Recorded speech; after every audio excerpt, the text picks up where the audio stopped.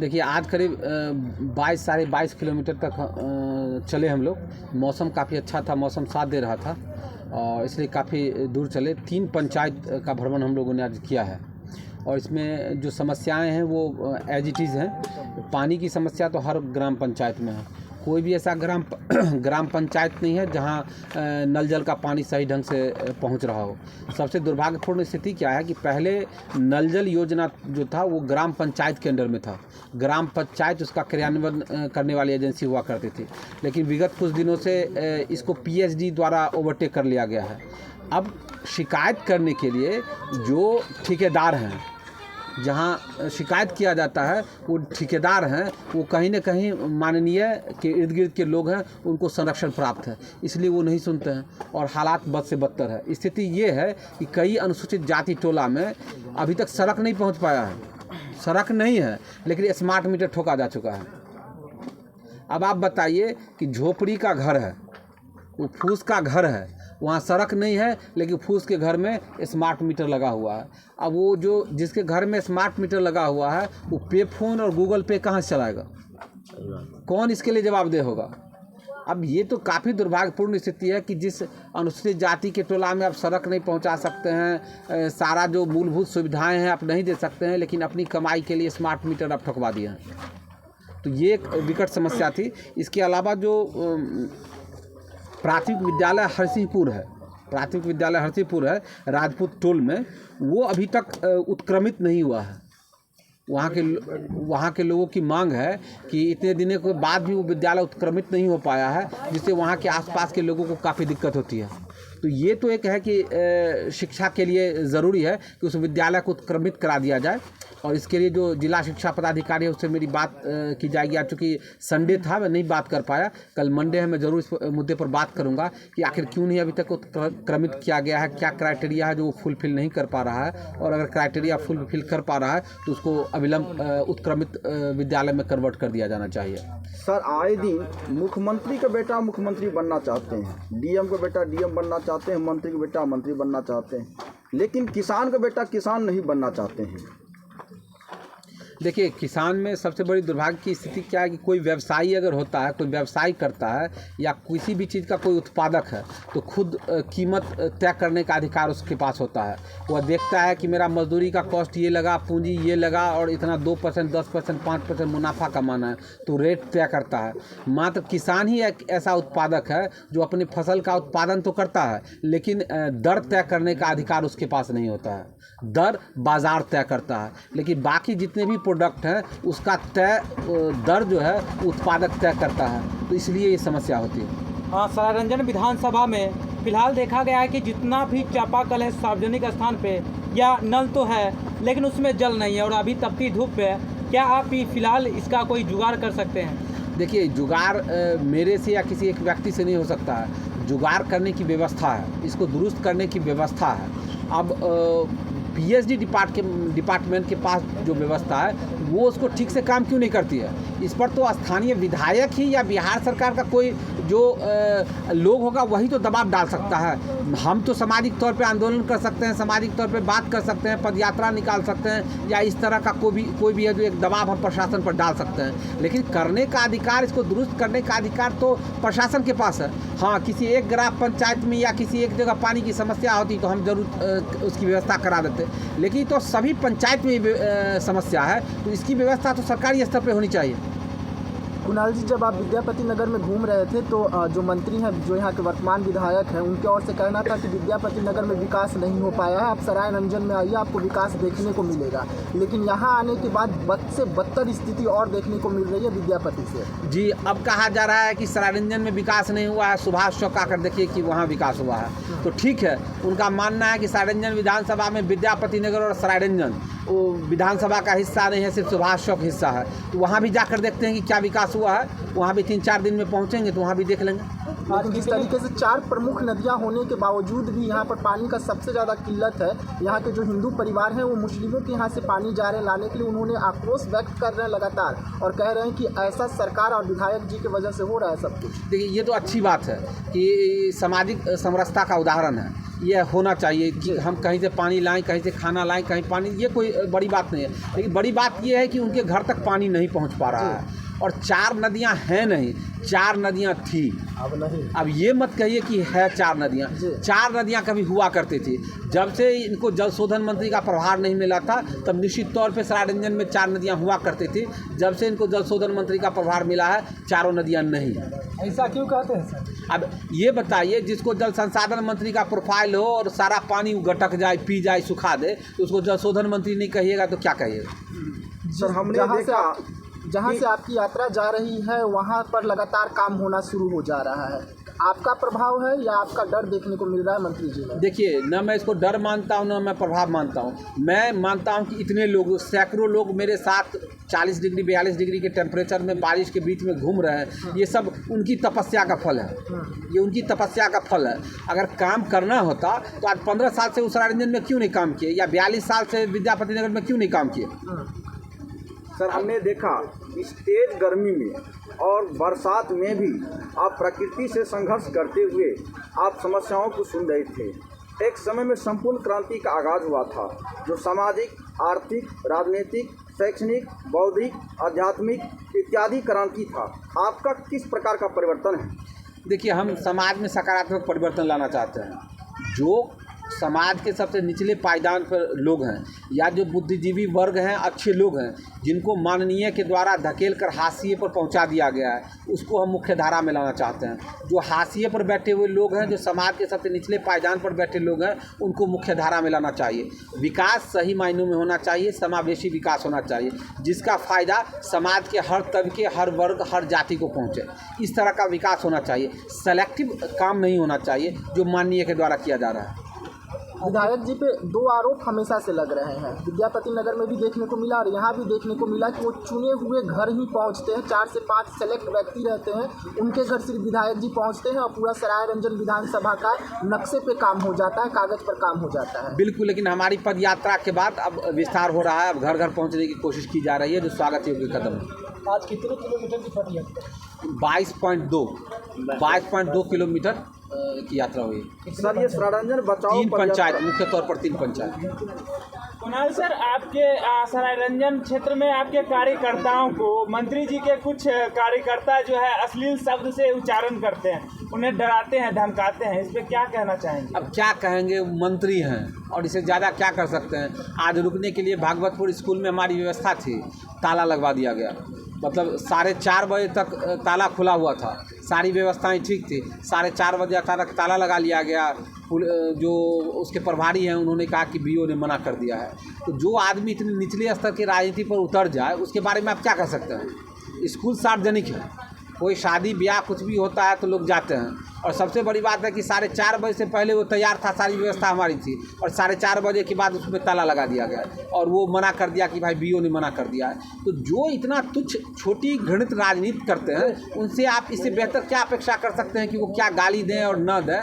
जब खुद माननीय द्वारा ऐसे किया जा रहा है तो आप समझ सकते हैं कि उनके कार्यकर्ता कैसे होंगे।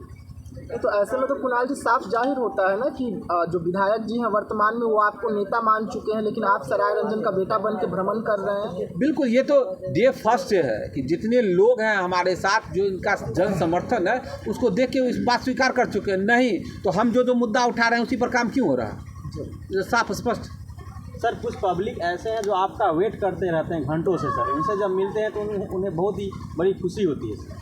बिल्कुल, उनको खुशी होती है और उसके साथ साथ हम लोग को भी एक सकारात्मक ऊर्जा मिलती है और जोश उत्साह के साथ हम लोग अपनी यात्रा को आगे बढ़ाते हैं। जब लोग मिलते हैं, जब वो अपनी बात को कहते हैं, हमारे साथ कम्युनिकेशन करते हैं, तो और भी उत्साह, हमारे जो टीम है, हमारे जो लोग हैं, उन सब में और भी उत्साह का सर्जन होता है और हम तेज़ी से बढ़ते हैं। सर, जनता का आरोप है कि यह सरायरंजन बचाओ यात्रा के पीछे राजनीतिक रोटी सेकने की कोशिश है।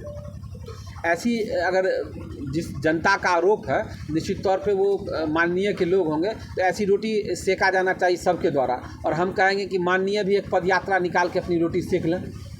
सर, अगर आप विधायक जी के जगह पे होते तो किस प्रकार से अभी जो समस्याएं आ रही है उन समस्याओं को किस तरह से सॉर्ट आउट करें? देखिए, सबसे बड़ी बात है कि जो विधायक है अपनी जिम्मेदारी को पूरा कर ले।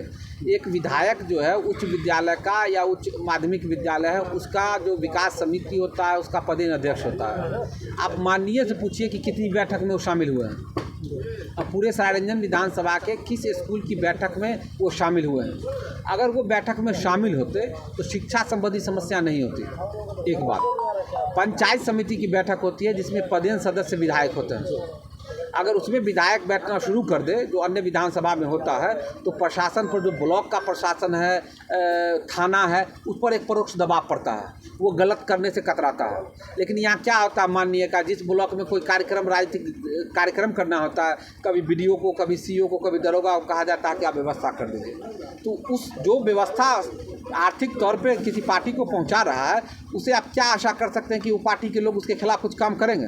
तो माननीय का जो दायित्व है उसको तो निभा नहीं रहे हैं। जो पंचायत समिति की बैठक है उसमें शामिल नहीं होते। आज तक का रिकॉर्ड आप एक उठा कर देख लीजिए कि अगर मैं गलत हूँ तो। जो शिक्षा समिति की बैठक है उसमें वो शामिल नहीं होते हैं। जो उनका योजना है, मान लीजिए कि अभी मैं जिस पंचायत में बैठा हुआ हूँ, यहाँ वो कौन सा विकास कार्य करेंगे, 5 करोड़ रुपया उनको मिलता है, तो उनको बताना चाहिए जनता को ना कि 5 करोड़ रुपया इस साल में मिला है, हम किस पंचायत में क्या काम करेंगे, आप लोग हमको प्रस्ताव दीजिए। वो कहाँ से प्रस्ताव लाते हैं? कौन उनको प्रस्ताव देता है कि कौन काम करवाते हैं? जहाँ वो सामुदायिक भवन बनवाते हैं, किसी खास व्यक्ति के लिए बनवाते हैं, कोई भूसा रख रहा है, कोई कुछ रख रहा है, कोई कुछ रख रहा है। सार्वजनिक काम कहाँ क्या करते हैं वो? आपने कहा था कि पीए का नेतृत्व नहीं चलेगा, तो मंत्री जी के लोगों का कहना है कि इतने बड़े मंत्री हैं, अगर वो घर में बैठे रहेंगे तो कैसे पूरे बिहार को चलाएंगे? हम घर में बैठने के लिए कहाँ कह रहे हैं? हम तो कह रहे हैं क्षेत्र में घूमते रहिए। हम भी तो यही कह रहे हैं कि घर में नहीं बैठिए। आप घर में सो जाते हैं तब ना आप कहते हैं अपने पीए को कि जाके क्षेत्र में काम करो। अगर वो खुद क्षेत्र में आते तो पीए को थोड़ा कहना पड़ता कि भाई जाके काम करो। अब आप बताइए कि कितना ये गैर संवैधानिक काम है कि पीए, प्राइवेट पीए, निजी सचिव, वो किसी सरकारी योजना का शिलान्यास करे, उद्घाटन करे। इससे बड़ा विडंबना कोई बात हो सकता है? गैर संवैधानिक बात कुछ हो सकता है? कुणाल जी, आपसे एक सवाल रहेगा। जो ये समस्याओं का डायरी आपके पास आ रहा है, हर रोज एक एक डायरी भर जा रहा है, ये समस्याओं पर आप कुछ करेंगे या जिस तरीके से बिल्कुल, देखिए अभी कुमरार में थे, वहाँ के लोगों ने समस्या बताया है, ठीक है, वहाँ के लोगों ने पूरा फहरिस्त दिया कि कहाँ क्या समस्या है। अभी यहाँ बैठेंगे, यहाँ चौपाल लगेगा, अब यहाँ से लोग हमको समस्या देख के जाएंगे कि हमारे यहाँ समस्या ये है, इसका हमको समाधान करवा दीजिए। सबको लग रहा है कि मैं अगर अपने सोशल मीडिया से या आप लोग के माध्यम से अगर मैं किसी समस्या को उठाऊंगा तो उसका समाधान हो रहा है। माननीय विधायक से तो अभी तक समाधान नहीं हुआ, लेकिन हम यानी सरायरंजन बचाओ पद यात्रा के जितने भी साथी हैं वो किसी मुद्दे को उठाएंगे तो उस समस्या का समाधान होगा। इसीलिए वो फेरिस्त हमको बना कर देते हैं कि भाई ये है, आप समस्या को उठाइए, उसका समाधान जल्द से जल्द हो जाएगा। सर, सरायरंजन बचाओ पद यात्रा किसी विरोधी पार्टी के विघ्न डालने से यह विफल हो सकती है या पूर्ण रूप से ये काम करेगी? देखिए, विफल हो सकता है, इसमें विफल एक ही हो सकता है कि जितने सरायरंजन बचाओ पद यात्रा में जितने लोग हैं सबको विजय कुमार चौधरी मरवा दें, हत्या करवा दें। चूँकि इसमें से 1 आदमी बचा रहेगा तो यात्रा पूरा होगा ही होगा। ये ज़रूरी नहीं कि हम ही, जितने लोग हैं इसमें से एक भी आदमी रहेगा तो यात्रा पूरा करेगा ही करेगा। ये ज़रूरी है कि पूरे राज्य को, पूरे देश को सरायरंजन की हकीकत बताया जाए।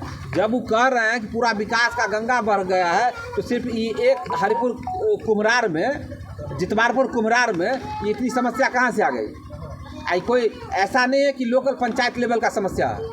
ये समस्या वही है जो एक विधायक इसको ठीक कर सकता है या विधायक पूरा कर सकता है। बारिश में भी आपने पद यात्रा नहीं रोके, लोगों से मिलते रहे, इस पर क्या कहेंगे? बिल्कुल, अब जब यात्रा कर रहे थे, मान लीजिए कि अगला स्टॉपेज हमारा आगे है और रुकने की जगह नहीं है, तो फिर क्या किया जाएगा? बारिश हो या पत्थर हो तो यात्रा तो पूरी की ही जाएगी। इतना पंचायत और इतना गांव, इतना मोहल्ला घूमे, सरायरंजन विधानसभा का सड़कें आपको कैसी लगी? देखिए, सड़क जो मुख्य सड़क है वो अन्य विधानसभा की तरह ठीक है। सभी विधानसभा में अब मुख्य सड़क पे जाएंगी तो ठीक है, लेकिन जो भीतर की सड़कें हैं वो जो आप कहिएगा सब जगह ठीक है, ऐसी बात नहीं है। बहुत ऐसी सड़कें हैं जो बदतर स्थिति में हैं।